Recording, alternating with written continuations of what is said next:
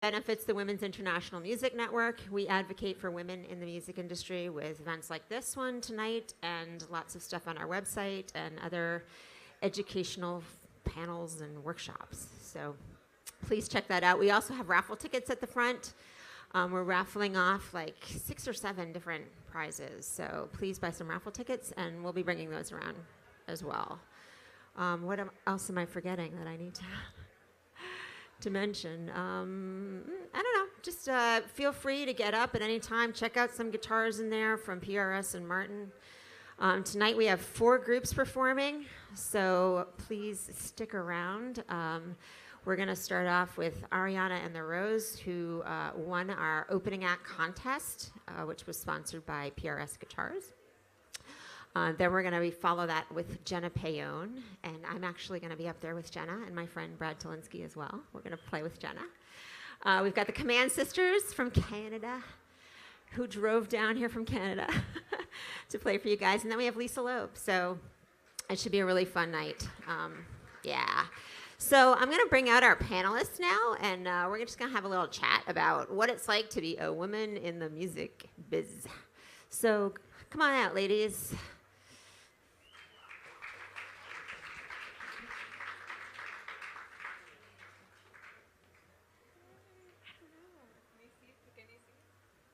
Pick any seat. We have to share mics a little bit because there's so many of us.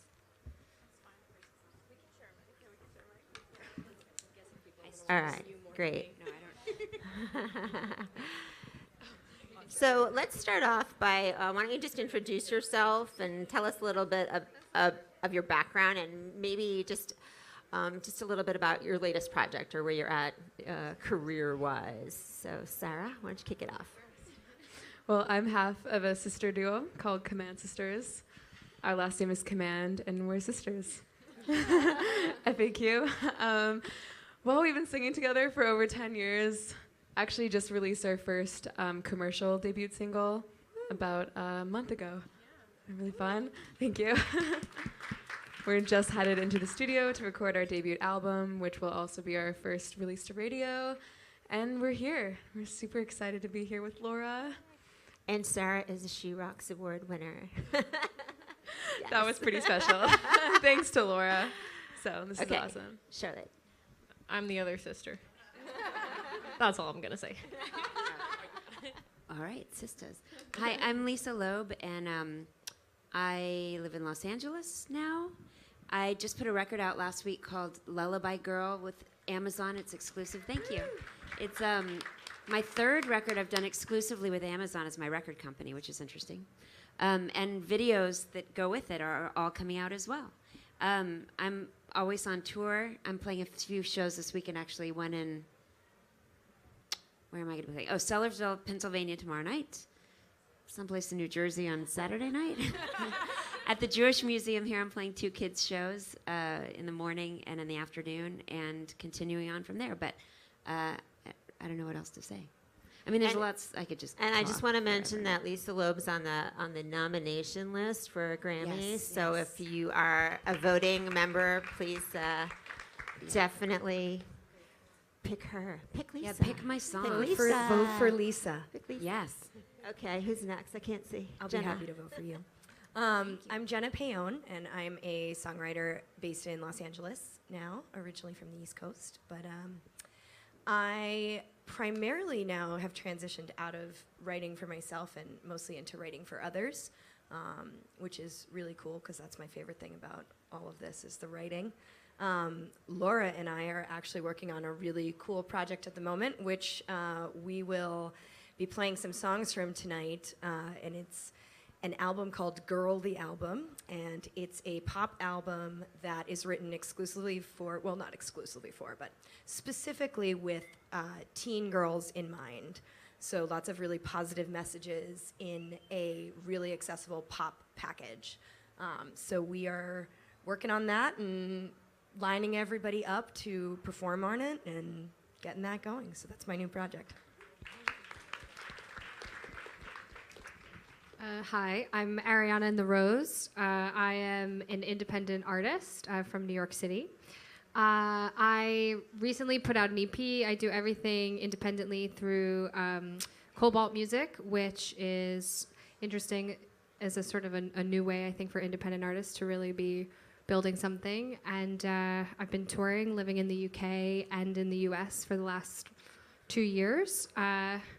Just sort of building something that's sturdy on your own, finding ways to do things that feels like it's a bit of the new order. So.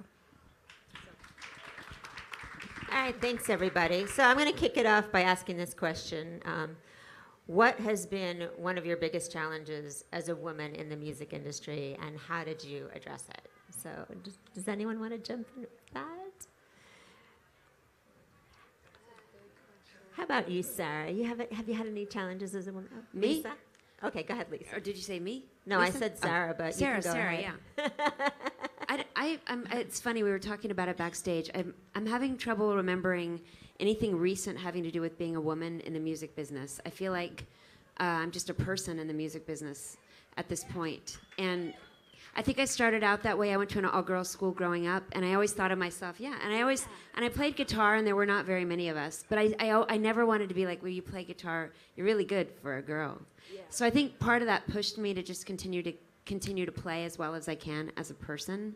I remember early on in the 90s when I was living here in New York City, I felt, and I don't know if it was internally imposed or the actual reality, but I felt like when I'd go into meetings, and even when I was signed to a major label, like when I was on Interscope Records, I was on Geffen, and Geffen got purchased by Interscope, and all of a sudden I was on Interscope, even though I had chosen to be on Geffen. I remember being in meetings where I would think before I went in, well, I should look especially attractive because then they will pay attention to me. Because I would go in there and want to talk about marketing plans and very specific business ideas and how what I had done creatively could be brought out there in a larger way, which I still love doing. I do that with Amazon. I get on the marketing calls, and I love that part of the piece of the puzzle. Maybe it's just because it's on the phone, but even when I see the people in person, I don't ever think like, oh, my skirt should be shorter, or oh, am I going to look slutty if I have a short skirt? I don't think about that. I just wear what I'm wearing, what I want to wear. Maybe it's a short skirt, maybe it's jeans or whatever I'm wearing in the studio, or something fabulous with feathers. But I don't think of that. But back in the day, that used to be part of the idea. Also, at that time, being a woman singer-songwriter, you had to really show. I wasn't a folk artist. It's funny, now I feel more like a folk artist. But when I started off, I loved David Bowie. I loved the Police. I liked my band. I played with my band. But when I would go out there with the acoustic guitar, there was this fear oh, you're a folk artist, because women who play acoustic guitar are folk artists. And that was sort of a women in music issue. And when people started getting played on the radio, I would literally hear from the radio people. And it wasn't the radio people, it was the feedback from the radio stations. Oh, we can't play you on our station. We already have Sheryl Crow. We are playing you, and we're not playing Sean Colvin. Or whatever the situation was. It was like woman was a category that could be filled. Now I don't think that's the case. I don't know. What do you guys think? I have to say too, I think that starting out, I was always the only girl in the room. And I think that was, coming up and starting at the very bottom of playing these terrible little clubs in places, and, everybody would assume that I was somebody's girlfriend, or, I remember one time the first time I was in a recording studio, the tech turned to my guitar player and was like, "Nice song, man." And I was like, "He didn't write that. I wrote that. He didn't write anything. He's playing what I tell him to play." But I feel like now when I go, I'm not only not the only woman in the room, there are so many more women visible in the music industry. And I might be working with a skewed sample, being in LA and being, involved with the women, but there's more women in the room overall now, I find. I've seen, as I kind of... There's more women in this room. Yeah. What about you guys? You have any thoughts? Well, I know Charlotte might add some words to this one. It's probably the same story, but we grew up in Alberta playing country music, which was an incredible upbringing, and I wouldn't change it for the world. In Canada, probably similar to the States, it's an amazing community of people and very supportive. We always naturally wrote more towards the pop direction, so when we kind of shifted genres, it didn't really seem to be too big of a deal. But adjusting to kind of I don't want to culture change, maybe the way that industries are slightly different from each other. And when we started going more into the pop scene in the industry, and what was constantly brought up was age. Is, once you hit, and we've heard it from multiple people, but this one guy, this producer, had this idea they had to tell us that once you're 25, the industry's not going to care about you, so you better keep going. Because, as a woman, like, once, your body starts to change a little bit away, that's when it's done. And this was a very respected guy that produced one of the biggest Canadian bands, or even in the States. They were big in the States too. And what was interesting was it didn't surprise us that he said that, just because we've heard it so many times beforehand. So it is still a thing that's in a lot of people's minds, unfortunately, where they don't see, and they're like, oh, if a guy's 30, whatever, he still looks the same. He's good for another 10 years. Or more. Which is also interesting, though, because, I definitely think image is an important part of music. It's always been a fun part of rock and roll and everything. It's interesting.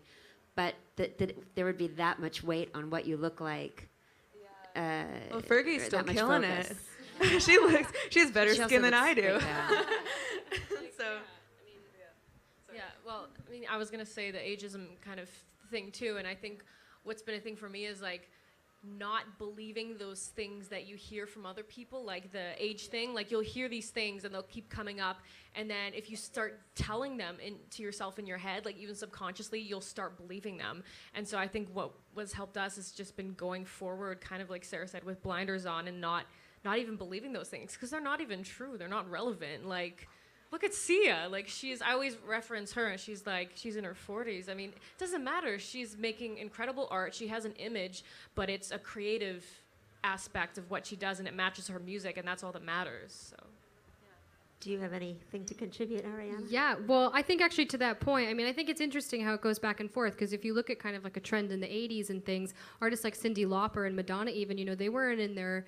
Cyndi Lauper was in her 30s when Girls Just Want to Have Fun came out, and nobody cared and no one was thinking about it. She had this unbelievable image, and that was the most fun a girl could be having, and she didn't need to be kind of a teenager to be having that. And so I agree. I do think that there's something in that. How many frontmen of bands, are in their early 30s and things, bands like Muse that have been doing it for 10 years, and their age and the hustle of all of it only adds to the story. So I think that there's something in that women can be wise, and that should be a part of the image, that should be a part of the project, that they've toured, they've done all of it, and they write their music from a place of experience. You don't have to be drinking from the fountain of youth all the time to be saying things that mean anything. I know it at 16. I don't know what I would have been talking about that was of any use to anyone. So, I'd rather be listening to songs written by people that, really have been through stuff.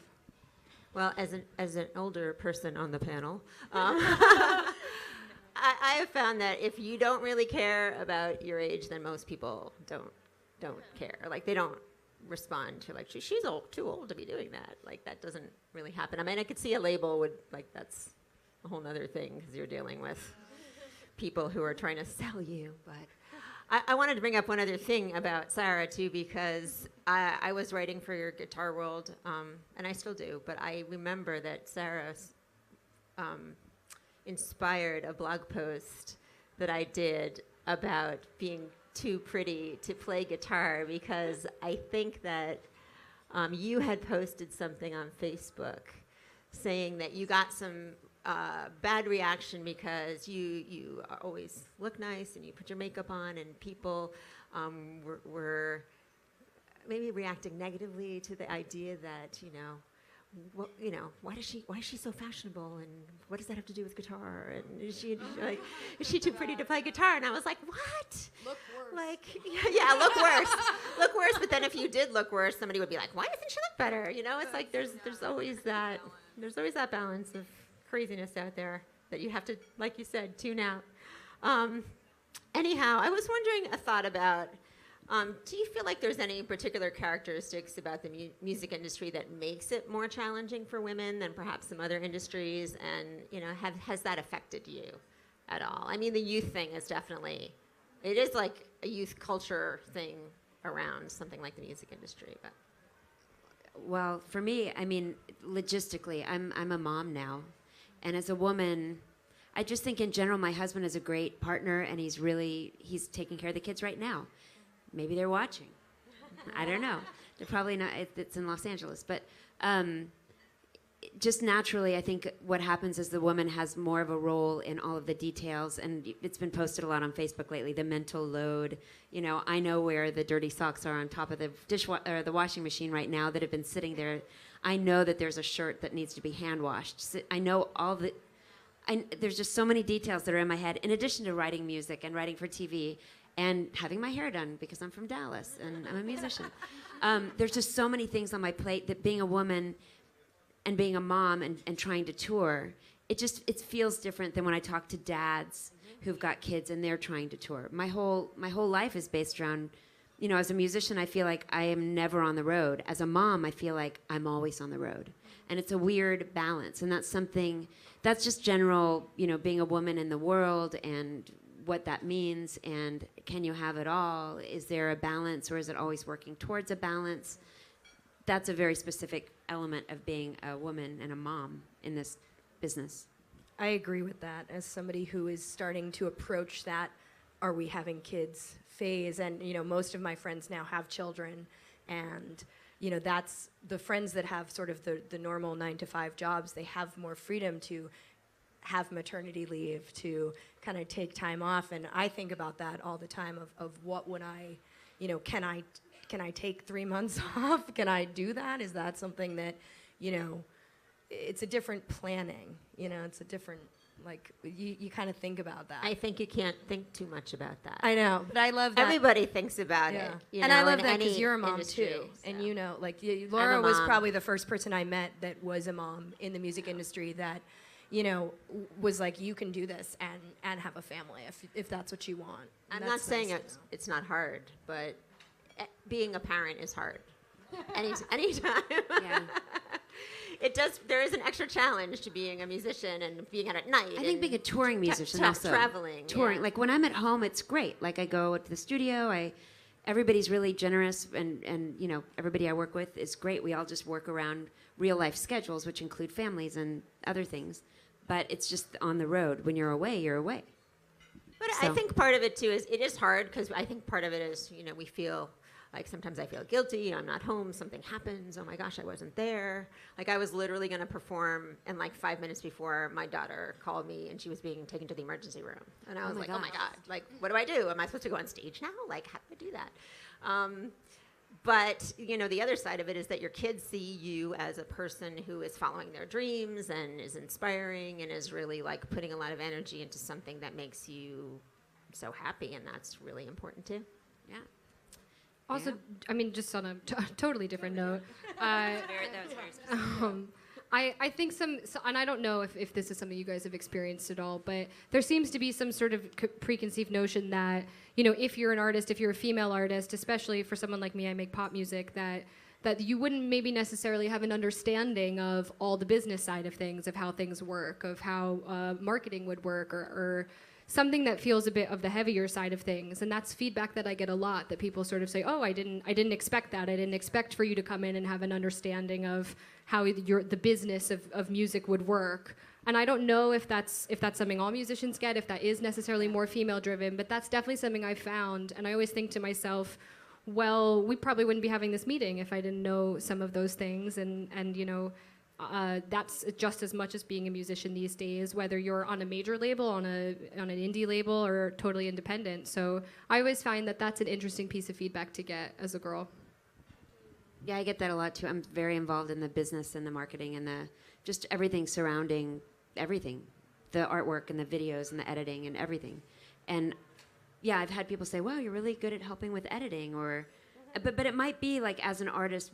I don't know if it's as a woman or as an artist. I'm not sure, but it's definitely interesting feedback, as if because I wrote the song and there's this creativity that you wouldn't necessarily understand the other part of it as well. It's just this compartmentalization that happens. You can be expressing yourself in writing or making a video or doing some thing, and then 2 seconds later saying, well, how can I get this to a lot of people, and what's the best way financially to make this work, and everything. But yeah, that happens. I don't know. We should ask some guys. Yeah, we should. Anyone else? People ask you, wow, I didn't know you could guys be in in marketing. bands? I should ask some guys in bands. Yeah, I should ask too. I think that also ties into what you were saying about sometimes with physicality or even what you're wearing. I find, depending on the day, what I'm wearing, maybe if I'm wearing these shoes, I don't know.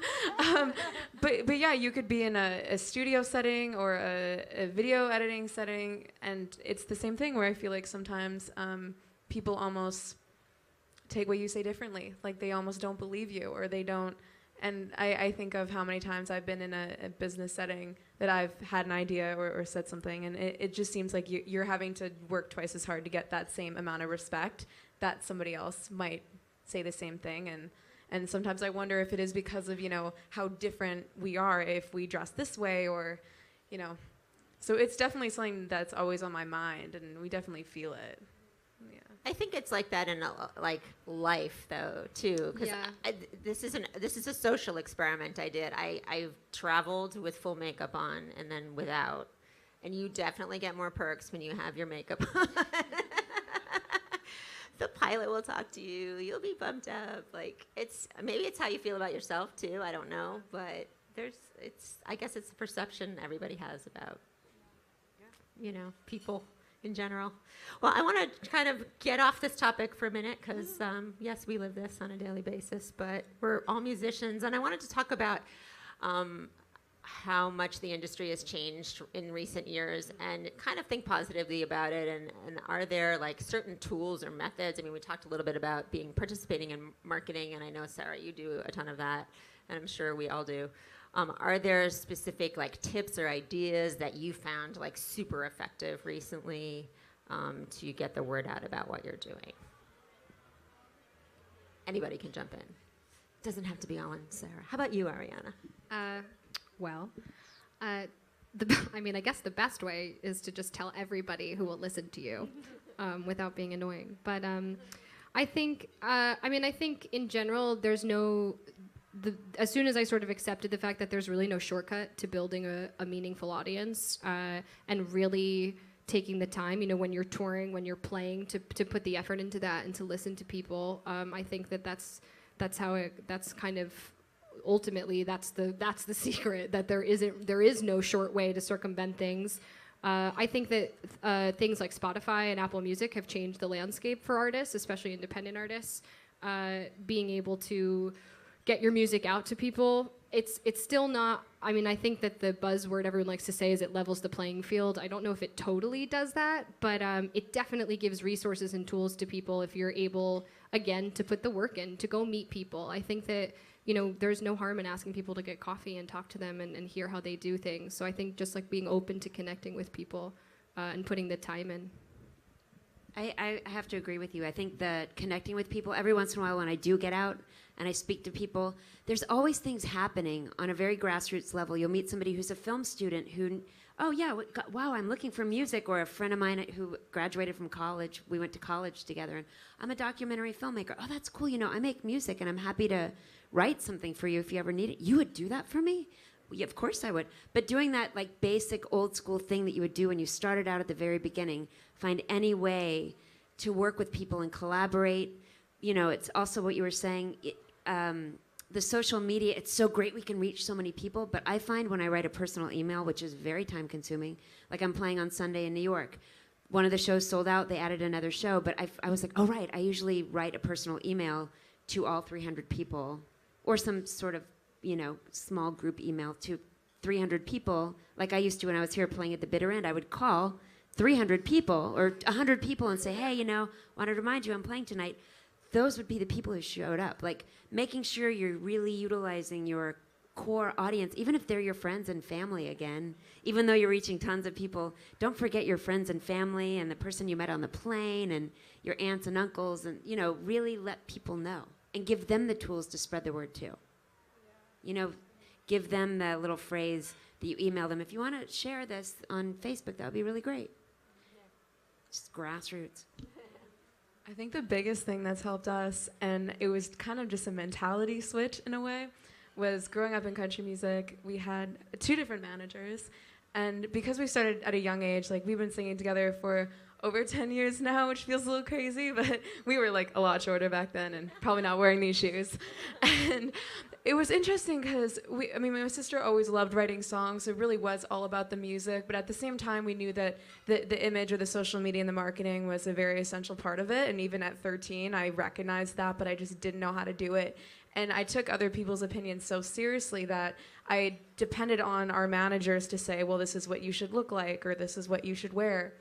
And when we transitioned into pop music, it kind of hit me once where we had this guy that took us out to coffee and decided to tell us that everything was wrong with our image and everything sucked and we'll never get anywhere, and it was this horrible time. But I look back and that was like, I think, the best day of my life, because it told me, you know what? I can create it myself. I'm going to start doing our own marketing. I'm going to start planning the photo shoots. I'm going to start branding it no different than it's a business, but more in a fun and creative way. And I find people always ask us, like, how did you guys think of how you do your social media? And it's like, well, it's just like a creative expression. I think you can say a lot with photo shoots and music videos. And it shouldn't just be the standard thing, just thinking outside of the box. And if you put your heart into it, I think it's going to impact more people. And that social media engagement is just going to, increase if people can feel it more. So I think, just doing your thing and taking the reins, having fun with it. And also kind of being open to unexpected twists and turns. Like, I'm somebody who I always say I've done everything there is to do in show business, like, possible. I started out as a ballet dancer and went to school for musical theater. I've run the gamut of it. And, did I think that the thing I would suddenly be so passionate about was writing an album for teen girls? Like, I don't think I thought that 10 years ago. I wanted to be like, I wanted to like write these really dark, songs that were like, I wanted to be cool. And I was like, this is cool. Like, I think this is really cool now. So like changing, you can't be afraid to change as you move into new phases of your life. And I think fully embracing those changes and being okay with that is fine. The kind of exploring these different options. Well, thank you, everybody. That was awesome. So I wanted to just, we have a few more minutes if there's any questions from the audience. Does anyone out there have a question for one of our panelists? It doesn't have to be about women in music. It could be for them individually. Okay, come on up so we can hear your question. Yeah, come on.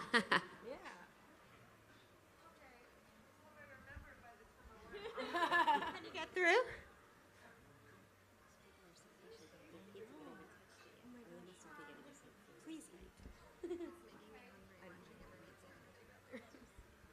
So first of all, you all are amazing women. And, my question to you is, this has been the year of the women. I mean, women collaboratively and individually have come together in the decade before was the Mean Girls came to light. So all the things that women normally have to, all the obstacles that we have, and by the way, I've looked at your nail polish matches your boots, so I get it. That didn't go past me. But, moving forward, into 2018 and beyond, I mean, this has been an amazing year to boost all of your careers and women in general. So it's great to be in the moment, but you all must have a game plan in your heads. And where do you think that, for each of you, the challenges ahead lie? Or, it's live by the moment, but yet there has, we constantly fight it. It doesn't even matter. It could be last year or last decade. I'll just start because I live this every day. So at the Women's International Music Network, this is what we're all about. And we recently started hosting these roundtable discussions where we bring women in the music industry together and talk about the idea that, yes, we're aware there's issues now. The awareness level is pretty good, right? But what are we going to do about it? So we are focusing on action now, and we've had a lot of really great conversations talking about big and small things that we can do. One of the things that came up in a recent roundtable that we did was the idea of, reaching out to young women and inviting them to have a conversation with you. There's a young girl in the room, and she's probably afraid to approach you and ask you about what you do or get to know you. But if you go over to her and say, hey, I'm Laura Whitmore, this is what I do, what's your passion, and start that conversation, it makes them feel like they belong and that they're here for a reason. So there's been a lot of great conversations about let's figure out what to do about this now. But I think content is important. I think being mindful of what you're saying and what you stand for is really important, and that's something that as an artist, I think I'm finding that element of what speaks to me and what I kind of believe in, sort of my code of ethics that I kind of live by. I think that's something that I'm happy. I like sharing that with people. Like, and ethics is probably the bad word. It's more like how to, the way I view the world, how I live my life. And I think I try to be mindful of that when I'm writing in a way that I probably wasn't quite as mindful of 5 years ago. any other thoughts on that?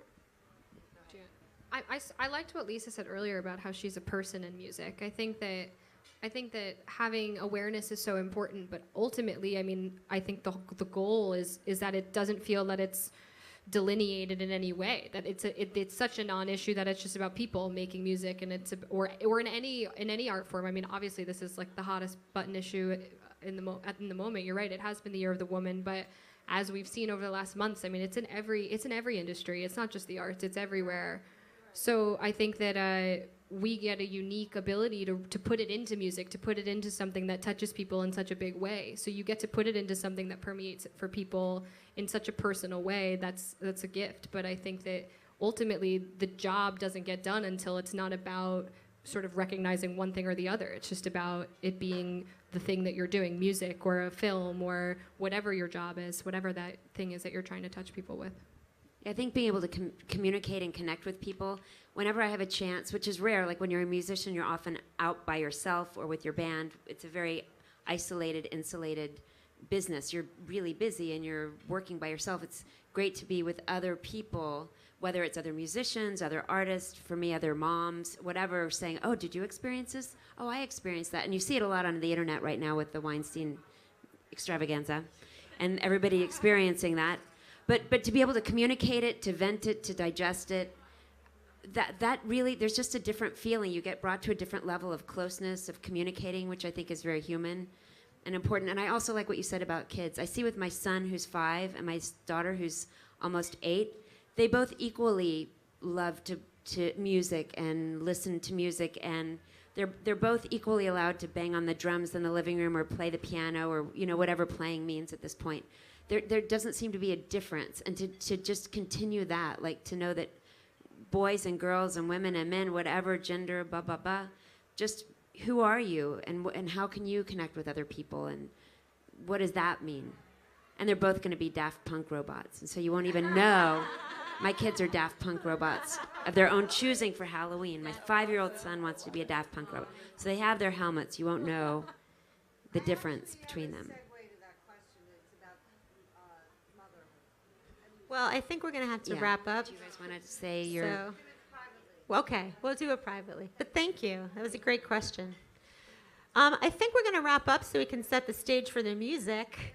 So thank you to our panelists. We'll be a few minutes, so if you want to go check out the silent auction or buy some raffle tickets, please do. The auction's going to close at like 8:30 or so.